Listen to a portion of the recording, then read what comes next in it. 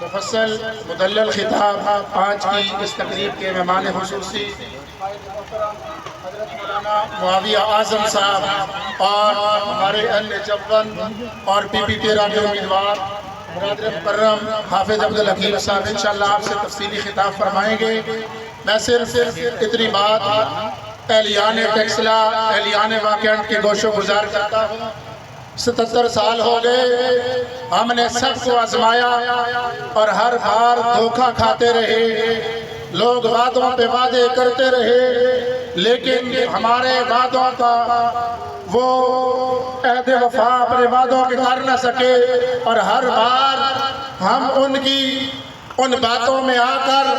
پرفریب نعروں میں آ کر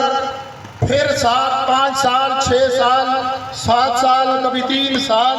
جتنا عرصہ ہوتا ہے ہم روتے رہتے ہیں۔ کیوں نہ اس دفعہ ہم عہد کریں کہ ہم کسی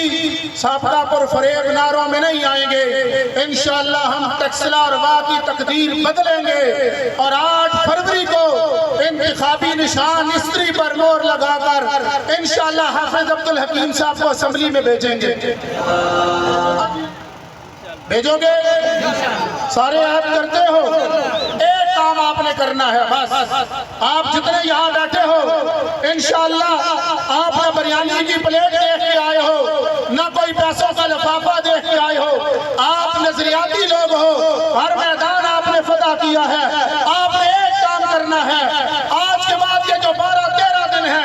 آپ نے بیٹھنا نہیں ہے، ہر گلی ہر محلہ ہر گلیہ ہر بستی ہر دکان ہر مارکیٹ میں نکل جانا ہے، ایک ایک بندے کو قائل کرنا ہے کہ جہاں پاکستان کا روشن مستقبل، پاکستان کو غنڈہ گردی، تخریب کاری، فرقہ واریت اور سب سے بڑے کرپشن اور سود کی لعنت سے آزادی دلانی ہے، وہاں انشاءاللہ یہ کام تو ہوتے رہیں گے۔ سب سے بڑی بات آپ کی ووٹ عبادت بن جائے گی، صرف ایک وجہ سے آپ لوگوں کو قائل کریں اور آپ بھی یہ نظریہ اور سوچ رکھ کے ووٹ دیں کہ ہماری ووٹ حافظ صاحب کے کھاتے میں جائے گی، حافظ صاحب اسمبلی میں جائیں گے، وہاں جہاں پہ اس علاقے کی تقدیر بدلیں گے وہاں انشاءاللہ اسمبلی سے ختم نبوت، ناموس صحابہ، ناموس اہل بیت جو ہر مسلمان کے ایمان کا مسئلہ ہے اس کے تحفظ کا مؤثر قانون بھی بنوائیں گے۔ آپ جب اس نیت سے ووٹ دیں گے